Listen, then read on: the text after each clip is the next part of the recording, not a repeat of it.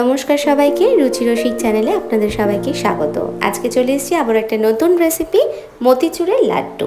সামনেই গণেশ পুজো, কিভাবে আপনারা খুব ইজি ওয়েতে এই লাড্ডুটা বানাবেন সেই রেসিপি আপনাদের সাথে শেয়ার করব। তো প্রথমে লাড্ডুর জন্য যেটা মেইন ইনগ্রিডিয়েন্ট সেটা হচ্ছে বেসন। সেটা আমি নিয়েছি হাফ কাপ, দিয়েছি অল্প একটু নুন আর অল্প একটু ফুড কালার। সবটাকে অল্প করে জল দিয়ে দিয়ে মিশিয়ে নেব ভালো করে। একবারে জল দেবেন না, একটু একটু করে জল দিয়ে একটা স্মুথ ব্যাটার বানিয়ে নিতে হবে।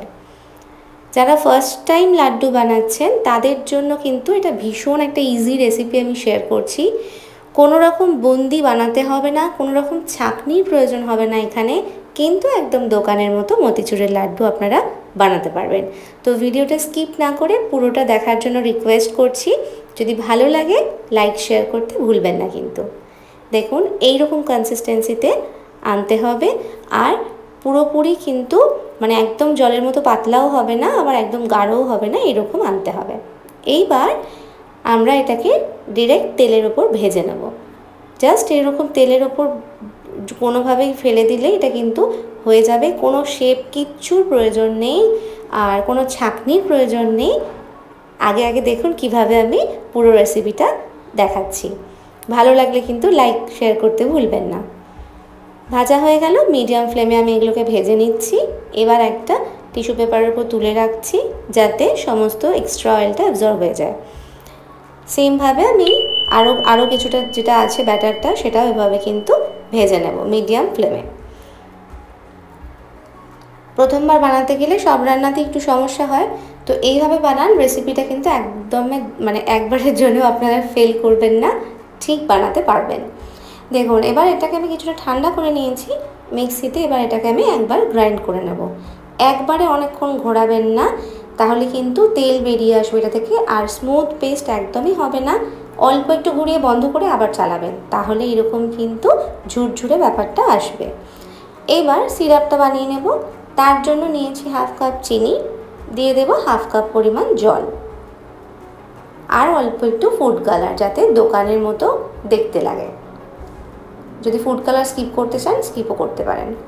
এবার জাস্ট ওয়েট করতে হবে যতক্ষণ না চিনিটা গলে যাচ্ছে। কোনো তাড় আনার প্রয়োজন নেই। চিনি গলে গেলে তাতে গ্রাইন্ড করে রাখা বেসনটা দিয়ে দিচ্ছি। এবার মিডিয়াম ফ্লেমে এটাকে আমি কুক করে নেব যতক্ষণ না পর্যন্ত এটা নরম হয়ে যাচ্ছে আর সমস্ত যে সিরাপটা সেটা অ্যাবজর্ব হয়ে যাচ্ছে। এটাকে লো টু মিডিয়াম ফ্লেমে কুক করলে দেখবেন এভাবে আস্তে আস্তে জিনিসটা শুকিয়ে আসছে। এবার এতে আমি দিয়ে দিচ্ছি অল্প একটু এলাচের গুঁড়ো। মিষ্টি, যে কোনো মিষ্টিতে কিন্তু এলাচের ফ্লেভারটা ভীষণ ভালো লাগে, তো সেই জন্য এখানে আমি দিলাম এলাচের গুঁড়ো। এভাবে দেখুন প্রায় শুকিয়ে গেছে। এবার আমি নামিয়ে নেব। তার আগে দেব হাফ টেবিল স্পুন মতো ঘি, দিয়ে এটাকে আমি সাইডে রেখে দিচ্ছি গ্যাসের ফ্লেমটা অফ করে, যাতে একটু ঠান্ডা হয়ে যায়। যখন একটু ঠান্ডা হয়ে যাবে মানে হাতে নেওয়া যাচ্ছে এরকম অবস্থায়, এবার আমরা লাড্ডুগুলো বানিয়ে ফেলবো। আর কিন্তু কিচ্ছু করার নেই, জাস্ট এইটুকুই কাজ।